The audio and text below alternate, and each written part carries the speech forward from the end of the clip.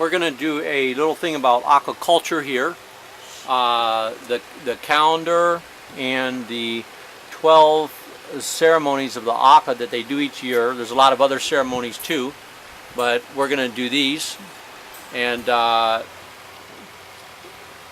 Michu does one part and I do one part, so you have to bear along with us while we discuss these different things about Akha culture. So first we're going to do about the Akha calendar.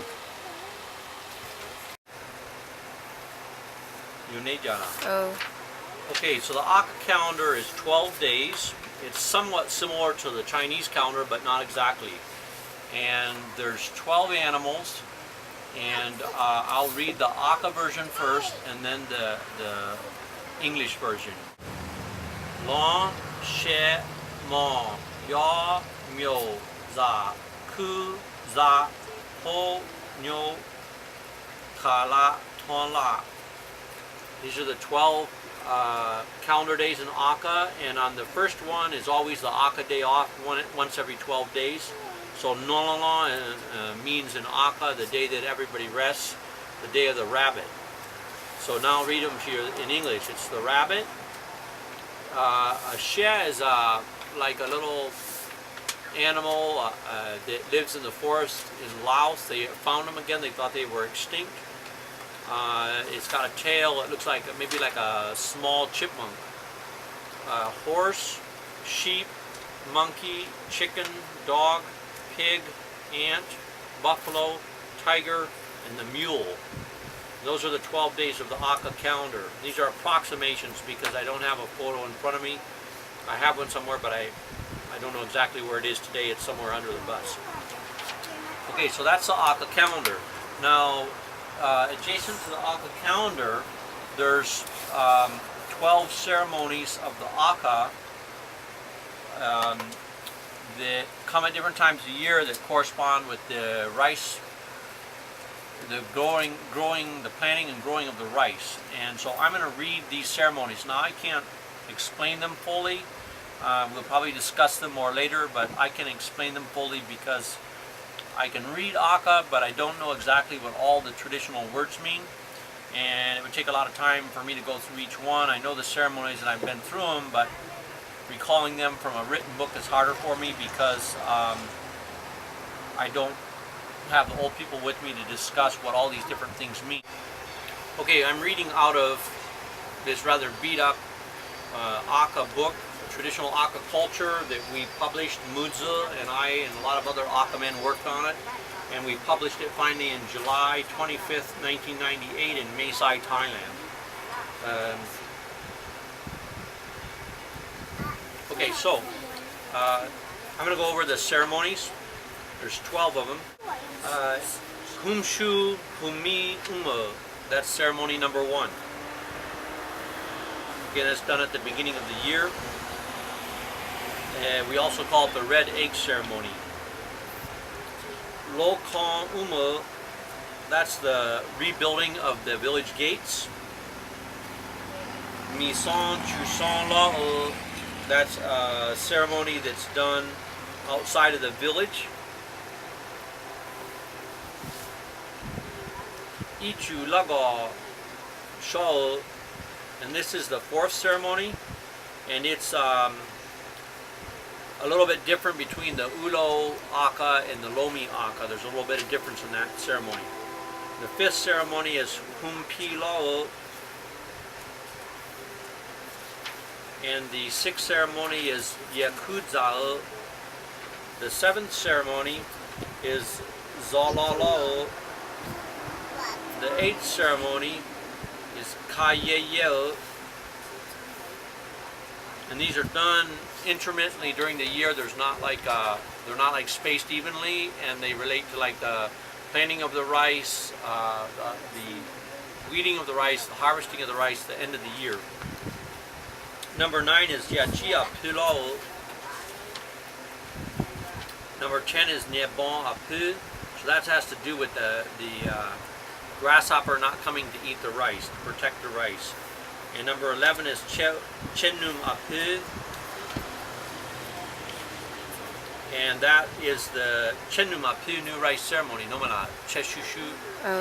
So it's a new rice ceremony when they take the old rice out of the polo, which is a bamboo box that they put up on the women's side of the hut. And when they take the lid off that, they take out 3 heads of rice from the year before, and they do a ceremony, and they eat part of that.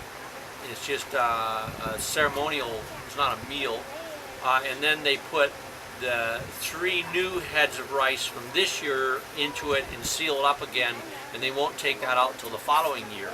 And that's Chenum Apu, that's number 11. And then 12 is Katon Apu Lao, it's a Katon Pa. That's at the end of the year, they have tops, the chombi, they make all the wooden tops. It's when they put all the rice into the rice warehouse. And so, due to the limitations of the film time, the video time we have here, I just wanted to give the names of these 12 ceremonies, and then it'd take a lot more discussion to go into each one of them, and Michu and I talking it back and forth. But there's also some other, there's scepters. I think I went over that last time. And then there is the work of the spirit woman, the work of the Pima and the Buma, and then there's the work of the Zuma. Now we have a ceremony called Sakompao. That's with this little string around the wrist.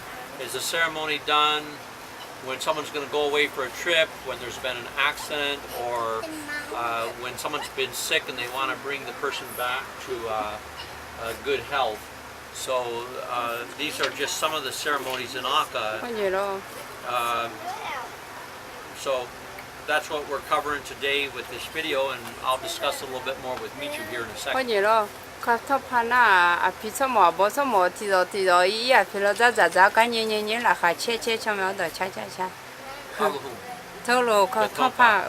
Yeah, and the end of the year ceremony, Michu says that the old men and women go and they eat at one of the elders' houses, and there's a lot of dancing, and it's a festive time of year because it's the end of the harvest and all the rice has been put into the rice houses.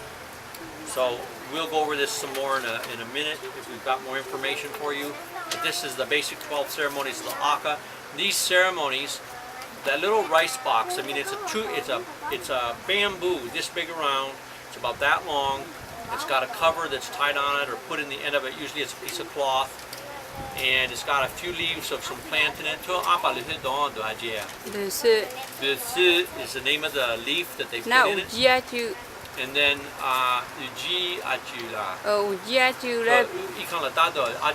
so a little bit of grass from like the top of the roof.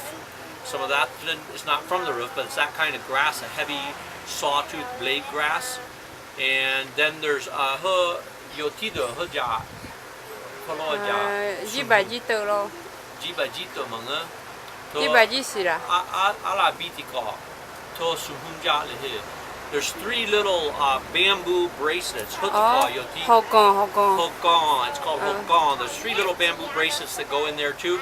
And what happens is that's on the woman's side of the hut, and when the missionaries come in and they force a village to convert, they take all those bamboo boxes out of the huts and burn them.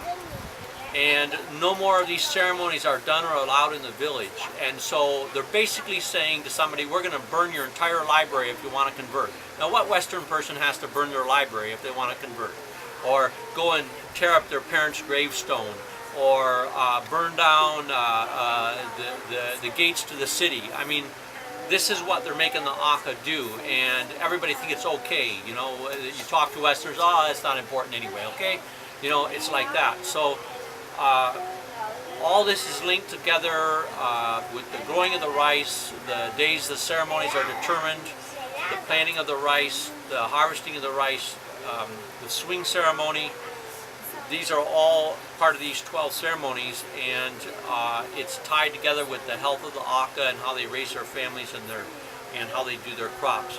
And so you don't ever want to get rid of these items because it's all a harmony that works together, and once you get rid of them, you've broken that harmony between the people and the plants and the life and like that. No, Jiro. What Jiro? To Akha polo to yachi adon mango podo. Ichu ma akuma le dise na ji chuni yoshu ti popada Jones. To mino mia la shanua. Yeah. To apelo yo ti de ma bonyale akupo ichu male adon po ichu male dise na yoshu ti poya soro. So then when you do these ceremonies, like you butcher a chicken to feed everybody and do this ceremony, but you have to wash the chicken first, and you have to do it in a certain way. You know, like 3 times you pour water on the feet, and you pour water on the wings, and you pour water on the head, and you have to do this 3 times, and you have to butcher the chicken in a certain way, and you have to take the feathers off and the wings off, and cut the body open and take part of clean the chicken out in a certain way, and then cut the chicken in certain places, like separate it, like you're cutting the legs part, the thighs, the breast, the back, the head, the neck. All that's done separately in a certain way as part of the ceremony. It's very meticulous, and everyone's paying attention to what they're doing. And I've done that. You know, the elders gather around to make sure you do it right, and if you don't do it right, you have to do it over again. So each ceremony is different, and you have to be very exact about it. Hojero akaso ha abobo masinya mie palaso atiko abo ho mango numala ho shanu jonte mine na apelo na ma dado de la obitene ji chuni jon ma jonji siti wala hima bila to bangu ya ni po ma jon chumine. So when you're doing this ceremony, like nobody comes to visit you, everybody does the ceremony on their own at their own house. And nobody wants to make mistakes, so nobody goes visiting during this time. Everybody's doing their ceremony, their own family, and maybe an elder, so that if someone comes and visit and they're talking and everything, and someone makes a mistake, it's like illegal, and you have to do it all over again, and it makes a problem. So everybody's very careful to do these ceremonies, not to be disturbed. Na akaso na ti ho chenyi pyo mya lo ti ya posi jonji na Yesu so na ti jima joni ra yo ma ti jima jo u no polo tho ma mu chyo mya ya chi shi yo mya je jo ma mu chwe no Yesu go yo mu Yesu go no mi za zo ma ne chwe ti ho tho la te jonji me no ti ba ma ji tho lo ti je yo pyo ma ja tho jo so mi ne akaso ma na ha nga ma shi kha si nga polo tho me nga zo nga jo no zo nga ma gu tho lo em ti ya. So Michu says that the missionaries are always coming and telling the Akha, you know, get rid of these ceremonies, you can do whatever you want, you don't have to kill any chickens. I mean, it's an extremely stupid simplification of the situation, because they don't like kill the chicken and then throw it out into the jungle. They eat the chicken, and the kids come around, the elders come around, everybody eats in the village at the same time. And the interesting thing that I noticed when I was in Thailand was that an traditional Akha village always had chickens and always had pigs. It didn't matter how many ceremonies they had, every family always had the necessary animals.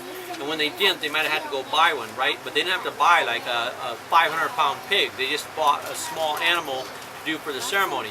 But in the Christian villages, there was a real shortage of pigs and chickens, and so there was a real shortage of protein, and that was something that I noticed a lot. Now the Christian missionaries are always saying, oh, you can't afford the pigs and the chickens all the time, it's too expensive. Well, what they don't tell you is that once a village has become Christian, they tax the village, and they make all the villagers give their money to the church, and that money goes into Chiang Rai or something.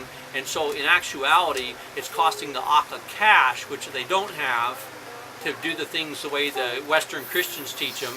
And in the Akha tradition, it's just pigs and chickens that they raise, and it's for food. And the ceremonies, like the 12 ceremonies per year, people share between houses on the food. So like when you all do the ceremony, maybe a couple of the elders do a really big one. I mean, they kill a bigger pig than another family might have for a certain ceremony, and everybody goes there and eats. So it's a way that the food makes sure everybody in the village is full, even if one person doesn't have enough. And that's a very important thing that you don't see anymore in the Christian villages. They're like, just get for yourself, take care of yourself, don't worry about the other people. You know, if you don't have a pig, that's your own tough luck. That's the way it goes, you know, and that's not the attitude in a traditional Akha village at all. Everybody's like, if you have a ceremony and you have a big pig to kill, then everybody comes and eats. And if you're poor, you have a little ceremony, then not as many people, you know, people don't. You're not feeding the whole village. You just have a small ceremony. So that's the difference. And these things are things that aren't understood and told that the missions have no knowledge of, and they cover up or they simplify it because they don't want people to. It's just an oversimplification to go along with their propaganda. It doesn't have anything to do with the realities in an Akha village, how this all works together. One more point about the Akha calendar is that it goes in sequence of 12 days, but it also goes in sequences of 12 years. And so someone remembers that they were born in the year of the dog and they were born on the day of the rabbit. And how many 12 years, you know, a little bit more than a decade ago that was. And so they go, well, back here. And there's actually charts that show if you were born in April of 1921, you were born on the day of the, you know, the day of the monkey, the year of the monkey, the day of the, you know,